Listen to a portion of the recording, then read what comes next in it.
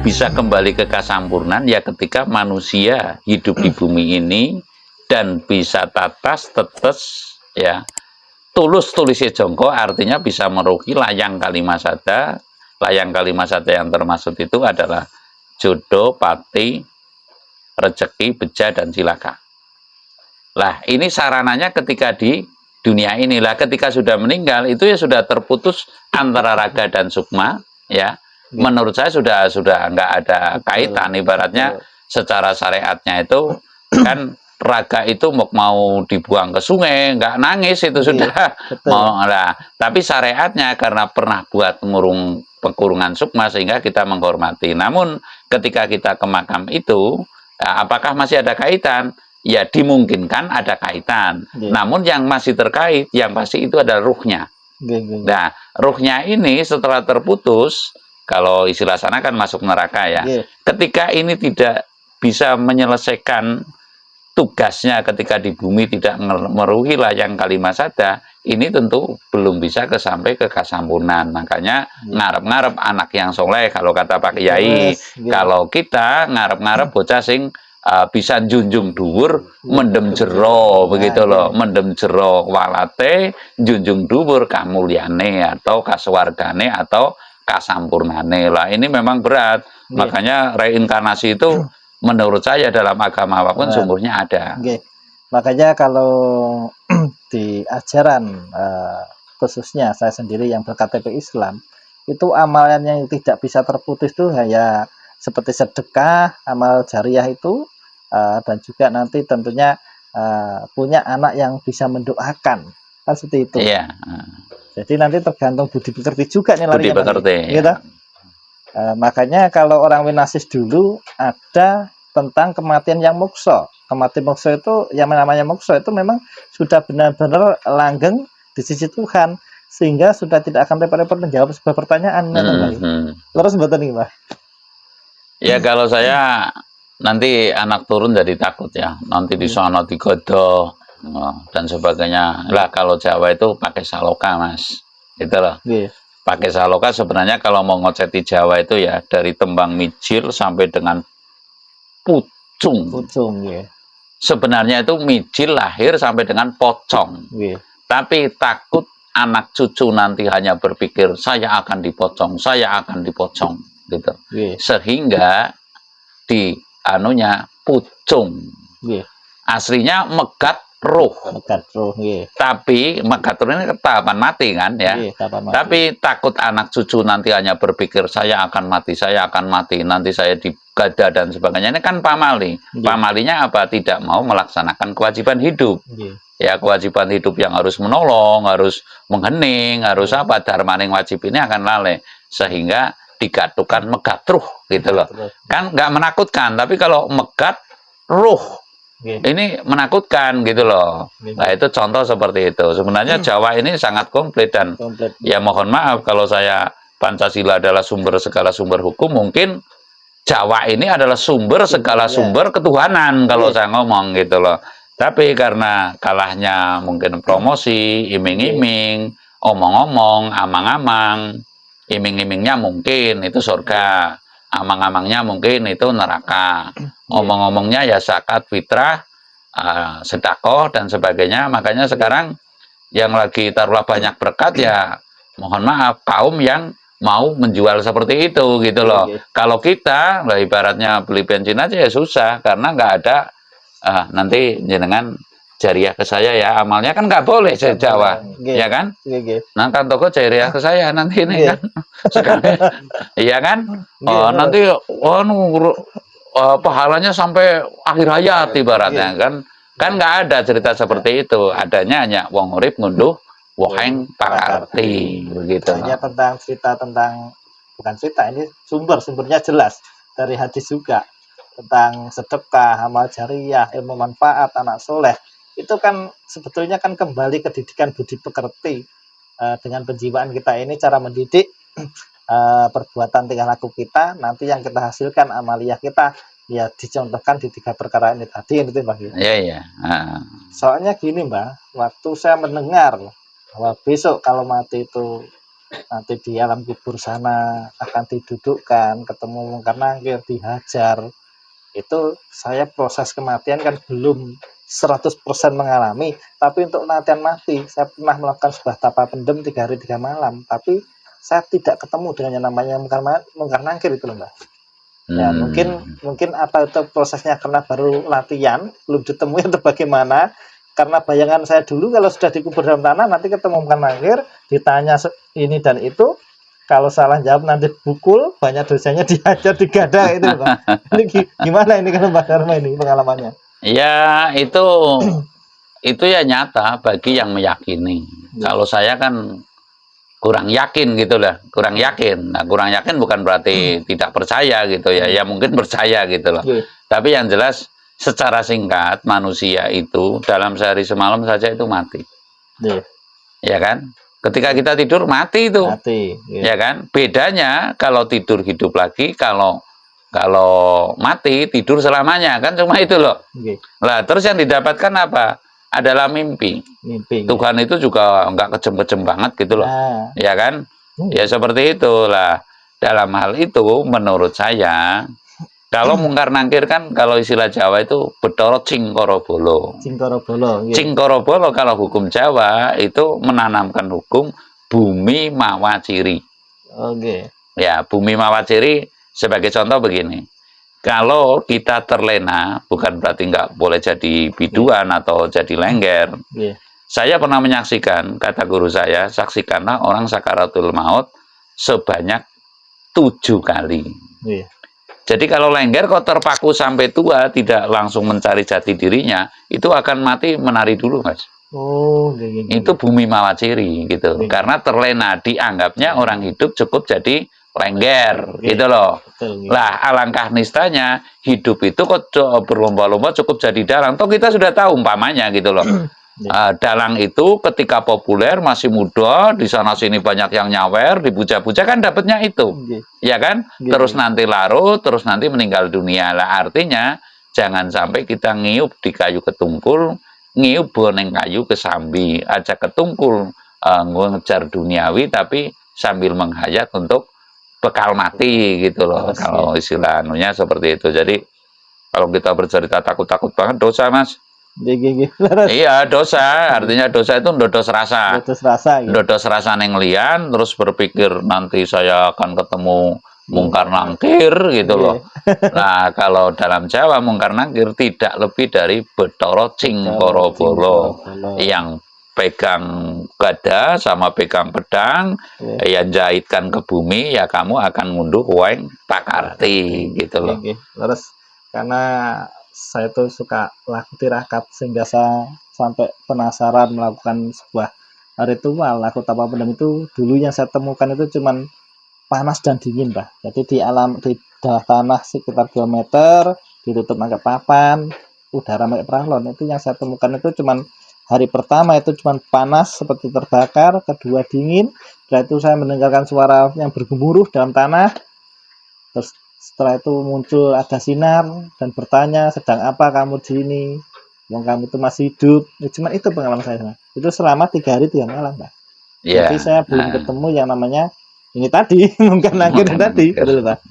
Nah, dan ini laku real, ini laku pengalaman saya pribadi, saya tidak mengada-ada, dan saya juga punya saksi yang menunggu saya waktu tirakat gitu loh. Nah, makanya saya kadang-kala itu saya berpikir, kalau besok manusia itu di alam kubur disebut arwah penasaran, karena mungkin ya waktu meninggalnya mungkin masih teringat dengan duniawinya, anak istrinya, harta bendanya, dan sebagaimana gitu ya Mbak. Makanya disebut arwah-arwah penasaran ya. Jadi terkadang saya juga berpikir, bukankah segala sesuatu itu yang menggerakkan itu adalah Tuhan? Wong kita itu nggak ada daya, nggak ada kemampuan, kekuatan apa-apa. Kita datang bertemu saja, kita rokok, kita ngopi ini aja, semuanya atas gerak Tuhan. Tapi kok kejem kalau besok kita meninggalkan jasad, kita dihajar sama bukan ini tadi. Bukan ini semuanya memperjalanan Tuhan, betul Mbak? Terus akhirnya saya berpikir, berarti kalau saya nanti kelamaan di tanah, paling yang memakan diri saya, menghancurkan diri saya itu adalah belatung-belatung, mikroba yang besar sampai kecil, pikirannya Iya, gitu, iya. Mbak. Nah, kalau Mbak Dharma gimana ini? Begini, Mas. Kalau mau cerita itu kan cerita makrifat ya. Taruhlah kalau bedahnya itu kan ngaji rasa bedah surasa. Nah, sekali lagi, ngaji rasa bedah surasa ning urip.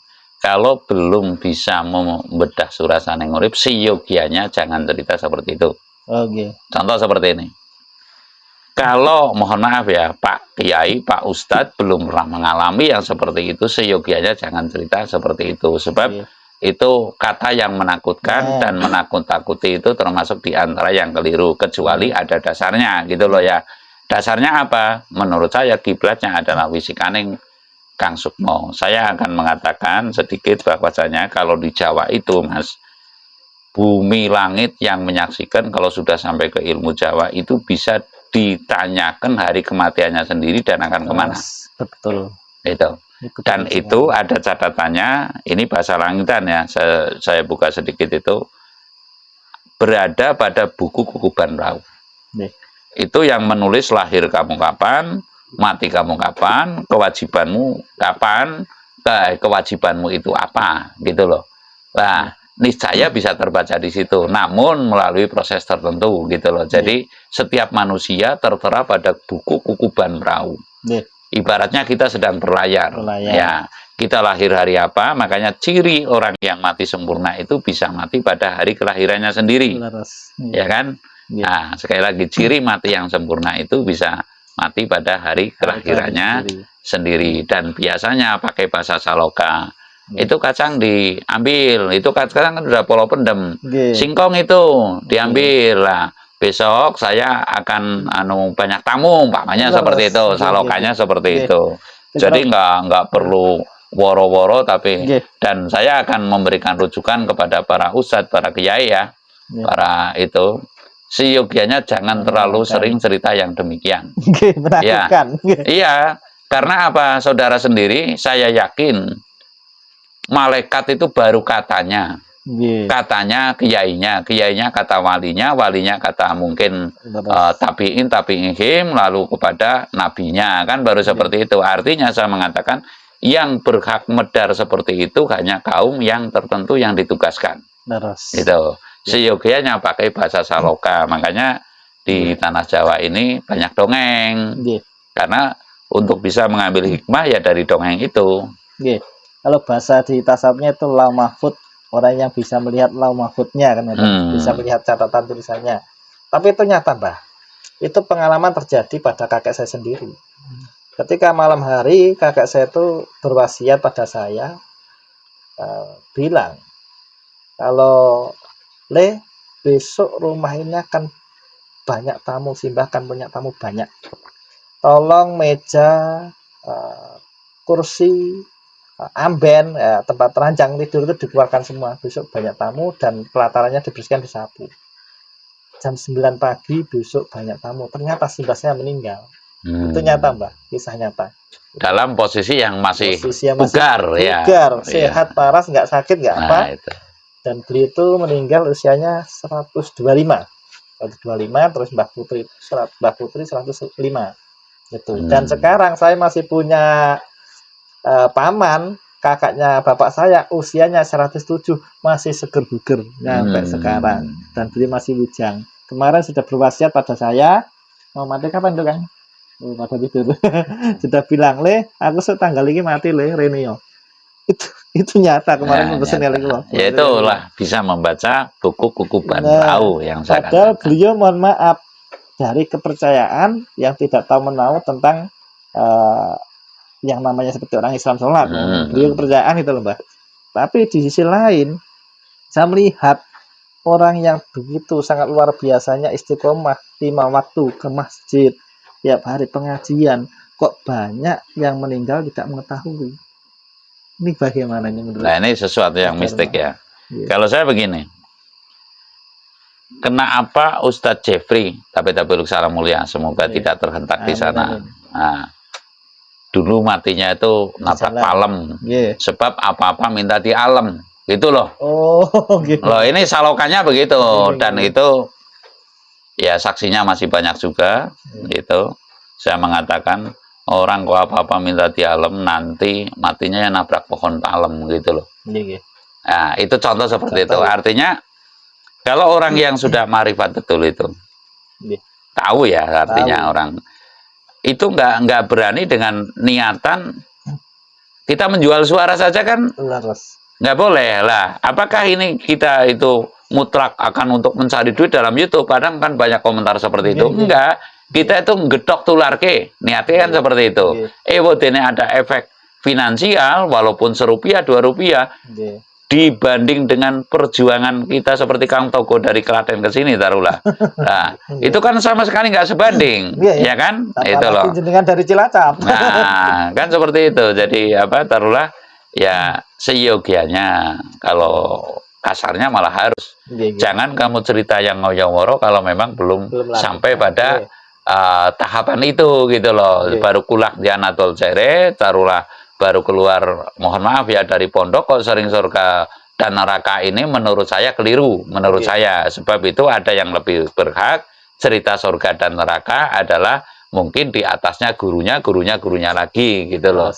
Makanya saya pernah dengan anak saya yang jadi ustadz gitu, saya bicara seyogianya kamu kalau membacakan ayat itu jangan lalai menurut Al-Quran, nah, kan nggak ada dosanya.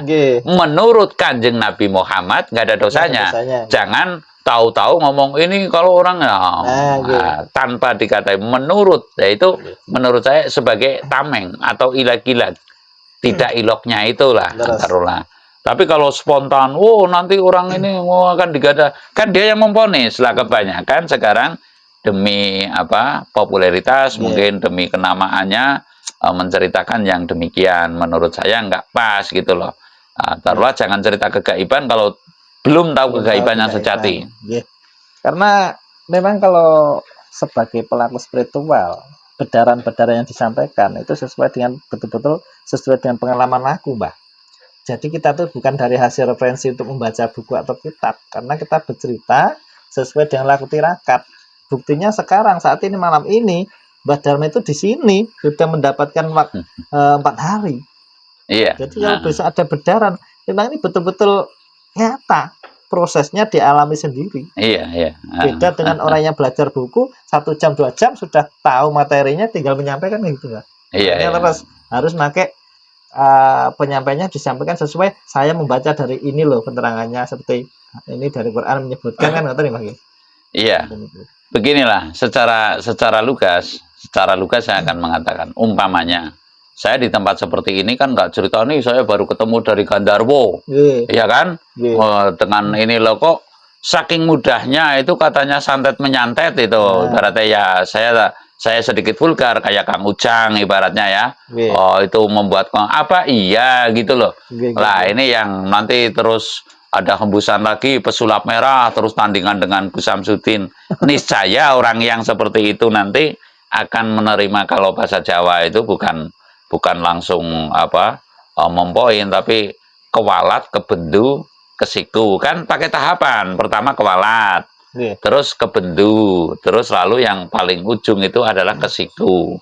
Lah kalau sudah kewalat, kebendu, kesiku, niscaya ya sudah lepas tinombo gitu. Kalau kewalat mungkin masih bisa ditambah nih. Tapi kalau sudah kebendu dan kesiku repot gitu loh. Karena menurut saya sih itu perlu ditinjau kembali. Apakah demikian begitu loh? Apakah demikian itu? Nah, luar biasa obrolan kita ini. Malam semakin larut, bahkan ini sudah mau menjelang pagi. Dan tadi saya juga dapat cerita nih dari Kang Yono. Tadi di sini katanya ada gempa, Mbak. Gimana ceritanya? Iya. Ceritanya gimana Mas Yono tadi? Iya, saya sendiri juga merasakan gitu loh. Iya. Hentakannya kerasa, Mbak? Kerasa banget. Misalnya gempa itu skalanya udah di atas 5,6 lah. Masya Allah. 5 hingga 6. Tapi ternyata enggak di sana gitu saya loh. tidak merasakan gempa. Dan ini objek ini, artinya bisa 7 malah kalau. Bisa gerak. Ini reg gitu loh. Tubuhnya ini bisa gerak. Iya. Itu fenomena alam yang luar biasa. Karena saya juga pernah ngalami, Mbak, ketika saya istilahnya kata orang Jawa lah semedi lah atau patrap. Itu pernah ngalami kami serombongan itu semedi kehujanan, padahal di depan mata itu selang paling 3 meter 5 meter lah itu nggak hujan. Tapi yang hujan itu cuma di lokasi yang dipakai semedi itu Mbak. Itu Iya. pengalaman nyata real. Dan ketika kami dengan dengan teman-teman itu dulu dengan kepasrahan betul-betul melakukan suatu niatan tirakat karena atas Tuhan. Alhamdulillah masuk laut itu juga selamat Mbah. Padahal itu betul-betul kami masuk di laut. Terkadang orang di pinggir aja bisa ke bawah. Tujuannya apa? Yaitu kami ingin merasakan kepasrahan kami itu sampai di mana kepada Tuhan. Jangan cuman kita ini bisa omong doang, mengaku ahli spiritual, mengaku orang yang pandai, orang yang waskito, tapi tidak dibarengi dengan laku yang betul-betul sejatinya laku. Akhirnya ketika sekarang itu orang terkecoh dengan penampilan, kalau sudah pakai gelang, pakai akik, pakai surban dan pakai apa, sudah dilihat spiritual. Akhirnya di tanah Nusantara ini banyak spiritual yang cuma atas nama, dan akhirnya banyak melakukan sebuah kerugian bagi orang-orang yang datang untuk niat mencari pencerahan. Itu kan perlu diungkap juga. Iya. Betul ya Mbak? Nah, ini pesan Mbak Dharma ini untuk para spiritual yang sejati, itu kan nggak usah dibahas. Nah ini yang orang ngaku ke spiritual ini gimana Mbak pesannya, monggo? Kalau menurut saya ya kembali lagi ya. Jadi kelamun durung lagu, nah ojo pisan siro ngaku aku. Itu kan ada pada Wedatama itu. Nah, itu sebuah kelamun durung lagu ojo pisan siro wani ngaku aku. Artinya kamu boleh cerita kegaiban, kamu boleh ibaratnya praktek lah taruhlah, tapi jangan mengaku aku. Jadi kalau saya mohon maaf ya, saya cerita ini. Saya sekarang itu prinsip saya nggak akan menolak, tidak akan pula meminta, begitu loh. Nah, ketika ada yang datang itu ya pulungmu, tapi ceritakanlah yang baik-baik saja, jangan artinya yang semestinya ya, bukan yang baik, yang semestinya. Kalau memang belum mengalami, belum laku, kata Kang Togo itu tadi, ya seyogianya jangan. Tentunya akan merusak keadaan, dan rusaknya ini tentu akan berdampak bagi dirimu. Artinya kembali lagi kepada kewalat, kesiku, kebendu. Kalau sudah tahapannya itu sudah seperti itu, kewalat, kebendu, kesiku, itu sudah repot banget gitu loh. Sudah repot banget, lepas tinombo, taruhlah. Lepas tinombo ya nggak ada obatnya gitu loh, nggak ada obatnya. Jadi perlu ya tinggal kita kan bumi mawaciri ya. Kaum yang suka demikian keberakhirannya seperti apa? Kaum yang suka demikian keberakhirannya seperti apa? Coba sekarang kalau istilah sini mudin apa kaum apa kayim lah, kalau istilah itu apa itu? Mudin ya. Nah, itu rata-rata pasti kaya, rata-rata 99%. Badannya itu kayak beri-beri, Mas. Nah, ini yang ilmu Jawa yang ditinggalkan, kawruh Jawa yang ditinggalkan. Aslinya para mudin itu nggak boleh makan sembelihannya sendiri gitu loh. Nah, kalau makan sembelihannya disembelih sendiri itu niscaya akan buk-bukan kayak beri-beri. Itu kebanyakan 99% atau 90 sekian persen itu loh. Lah ini bumi mawaciri lah. Itu yang semestinya diwedar, karena tugas mudin adalah menyempurnakan. Tapi kalau bisa mudin itu adalah kalau memang bisa melakukan yang sungguhnya, orang laki-laki paling mulia di muka bumi ini ya mudin, karena orang mati dia yang ngurusi, menyempurnakan binatang dan sebagainya. Kalau sudah disempurnakan kok dia ikut makan, niscaya walaupun 10 sekian persen itu pasti akan menjadi darah daging, itu yang menyebabkan kayak beri-beri gitu. Walaupun sejumput dagingnya nggak boleh. Tapi kalau pengen, sini saya minta uangnya, saya motong kambing, beli yang lain, yang dia nggak motong, itu semestinya seperti lah. Ini sebenarnya hal yang patut diworo-worokan, karena itu bumi mawaciri, nggak bisa dibohongi. Artinya nggak percaya buktikan saja gitu loh. Padahal sekarang itu yang terjadi justru terkadang mudin dipilihkan Kadang diambilkan kepalanya, kadang Boleh, tembongnya tapi diberikan kepada orang lain, Oh, diberikan gitu kepada loh. orang lain, nggak Tapi kalau dimakan. dia ikut makan ya coba saja, gitu loh. Coba saja. Semacam pantangan ya. Pantangan itu pantangannya Mutin. Nggak percaya buktikan saja. Lah, terus kenapa kalau masih muda jadi tukang cukur rata-rata kayak anak perempuan? Nanti kalau yang perempuan kayak anak laki-laki lah ini kita kan nggak menghayat sampai sejauh itu gitu loh. Terus. Nggak menghayat. Kenapa demikian? Loh nanti ya kalau diceritakan sekarang banyak orang yang nggak percaya dan mau hidupnya semau gue ya nggak mungkin percaya. Tapi saya kan tetap menyampaikan. Makanya saya tuh gini Mbah, karena saya tuh merasa masih muda, masih perlu banyak belajar, dan saya sering dapat nasihat dulu sama kakak saya, paman saya, nek orang mantu sekali-kali jadi pegawan. Makanya ketika saya ini sudah dipercaya oleh teman-teman saya, akhirnya saya bahasanya itu belajar bareng. Belajar bareng. Jadi saya tidak niat menggurui teman-teman yang ada, kita belajar betul. bareng, laku bareng. Iya. Beda lagi kalau ketika saya tuh sedang masuk alam sunyi kosong, terus ada wejangan, itu bukan saya, itu yang tadi yang saya sebutkan tadi, itu nggak tahu dimensi apa, yang jelas dalam keadaan saya tidak sadar apa-apa gitu loh Mbak. Nah, ini menurut Mbak Dharma gimana nih yang sudah saya jalankan ini, mohon dikoreksi kalau saya tuh lost doll, saya menerima koreksi apa saja Mbak. Kalau itu nggak bagus, nggak benar, saya pasti akan memperbaikinya, Mbak. Nah, monggo Mbak, diudan Mbak. Ya kalau saya nggak punya hak untuk menyoroti itu, ya ikuti saja. Nanti kan panjenengan itu akan mendapat tuntunan tersendiri. Tapi sudah saya ungkapkan bahwa di dalam diri kita ada roh suci, ya roh suci itu nanti menjadi kiblatnya. Ya kalau boleh saya ngomong begini, dengan itu niscaya masih tahap untuk kepada roh suci itu. Ya, lah itu yang berkata apakah itu salah? Saya nggak pada hak untuk menyalahkan. Itu adalah proses menuju kepada roh suci. Artinya itu adalah sukma sejati. Apakah sukma sejati bisa untuk panutan? Bisa. Itu karena beliau ini dulu pernah hidup di bumi sesuai pengalamannya gitu loh. Gitu loh. Tapi nanti arahnya mesti ke roh suci. Roh suci itu mohon maaf ya Mas, saya nggak merendahkan, nggak pula meninggikan saya, nggak pandangan saya.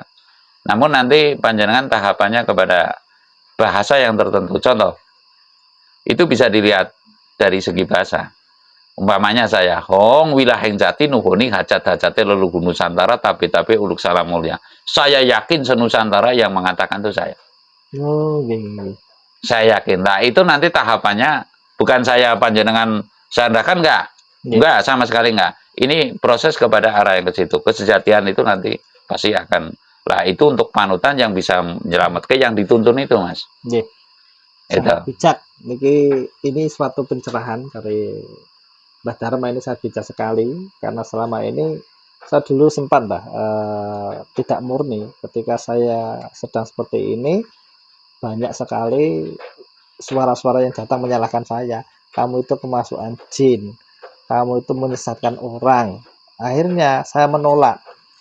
Yang hadir pada jiwa saya, di badan saya, mohon jangan hadir lagi karena sudah mulai banyak timbul fitnah di diri saya. Akhirnya saya tirakan lagi Mbah, tapi kok itu ya hadir lagi, nggak mau pergi, saya suruh pergi gitu Mas.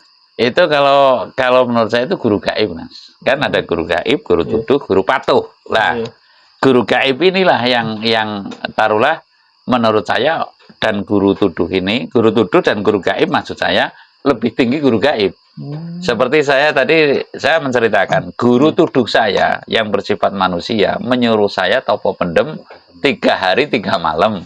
Ya, guru gaib saya atau yang saya juga pernah seperti jenengan untuk makurungan gitu loh. Nah gitu, itu menyuruh saya, wong mati, wong urip kok dipendem gitu loh. Tapi guru tuduh manusia ini juga saya ikuti, guru tuduh gaib juga saya ikuti gitu loh. Nah di situ saya 2 hari kurang semalam saya keluar gitu loh, ceritanya seperti itu. Artinya sudah saya ikuti lah, arahnya nggak bisa kita menyalahkan salah satunya, nggak bisa. Yang jelas kita mengikuti alur dan arus itu gitu loh. Sama-sama tulusnya, sama-sama benarnya. Nggak mungkin guru saya cuma mengatakan oh walah ujarku sih gitu loh.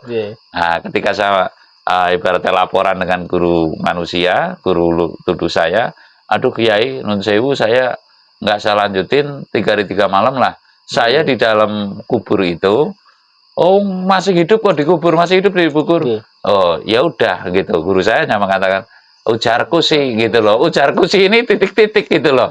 Titik-titiknya beliau nggak jawab. Masih misteri sampai Masih sekarang. misteri sampai sekarang. Intinya seperti itu. Mungkin Kang Ferry ada pertanyaan? Mbah Dharma, mumpung ketemu, nggak tahu ketemunya kapan lagi. Bingung ini saya mau nanya apa ini. Mengingat pengalaman spiritualnya Mbah Dharma ini sudah luar biasa. Ya enggak juga, yang jelas kita itu lelaku itu wajib. Jadi kembali lagi sebagai pedoman menurut saya siji-siji ini dalan kamu semua termasuk saya juga untuk balik ke kasampurnan, kembali ke asalnya. Oh, di Jawa kan nggak ada surga neraka. Bali maring asale gitu ya. Ketika kesempatan ketika kita hidup di dunia dan mengetahui layang kalimat sadanya dan sukses atau selesai dalam tugasnya itu. Contoh Bung Karno, tugasmu adalah ini untuk memerdekakan Indonesia, itu besarnya. Lah kalau kecilnya ya yangnya Kang Togo itu tadi yang meninggal kecilnya saya, yang saya Kartomi Harjo atau mbah saya itu yang Penatus Gumilir juga meninggal pada hari Jumat Kliwon, lahir Jumat Kliwon begitu. Lalu sehari sebelumnya langsung menghadap ke Bupati Muhammad Supardi, kalau nggak keliru bupatinya saat itu, Pak Bupati, saya pokoknya ingin tahu anak saya menjadi lurah menggantikan saya di Desa Gumilir, Kecamatan Cilacap Utara kalau nggak keliru gitu ya. Nah, setelah itu saya akan pulang gitu loh. Nah, pulang itu nggak taunya meninggal dunia gitu loh.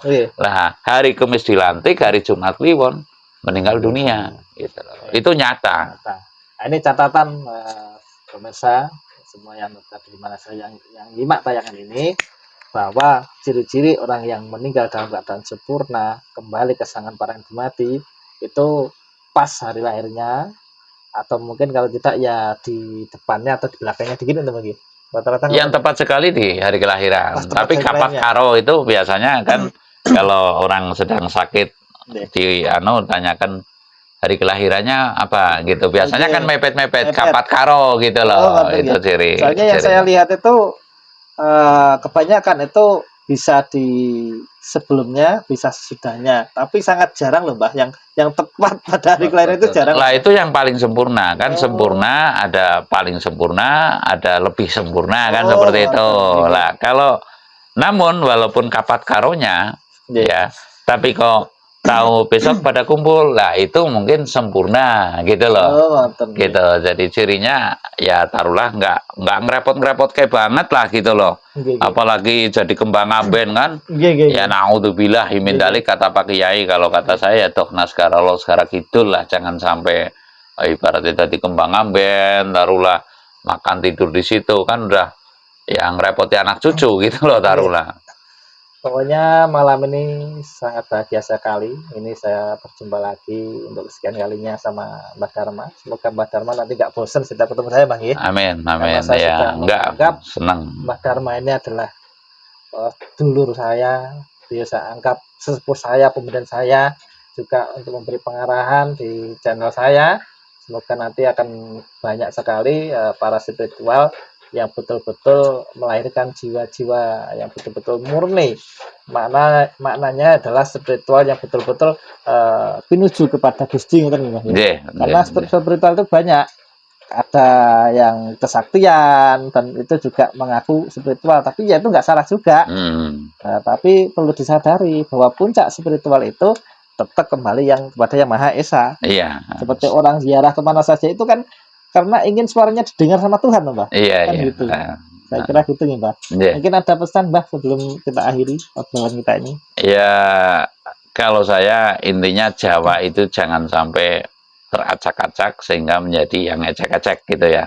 Jadi Jawa itu adalah intinya itu sangkan paraneng dumati gitu. Nah, sangkan itu asal, paran itu usul, dumati itu urip. Asal usul yang urip, dari mana, di mana, akan kemana. Nah itu loh. Jadi intinya seperti itu. Jawa tidak sebatas Kadigdayan, Jawa tidak sebatas tari-tarian, Jawa tidak sebatas wayang-wayangan. Saya akan memberikan rujukan pula kepada para dalang, mungkin para dukun, mungkin gitu loh. Iya.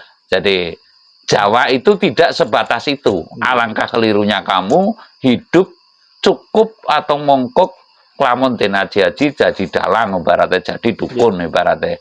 Tapi kasampurnan yang dumadi. Saya rasa demikian. Iya. Terima kasih para pemirsa yang budiman yang sudah melihat tayangan kami, semoga bermanfaat. Kalau ada salah tutur kata kami dan ada sebagian nama-nama yang tersebut karena Haji Bloko Suto, ya mohon maaf, ini tidak mengurangi rasa hormat karena beliau Mbah Dharma juga sudah mendoakan supaya nggak kaget kan gitu gitu. Nggih. Makanya tidak kaget dengan apa yang disampaikan Mbah Dharma seperti itu. Saya kira cukup sekian. Matur nuwun nggih, Mbah Dharma. Matur nuwun. Bisa ketemu lagi kapan-kapan. Amin. Saking Edmadi, Rahayu. Rahayu. Nanti Pak D. Kuatir loro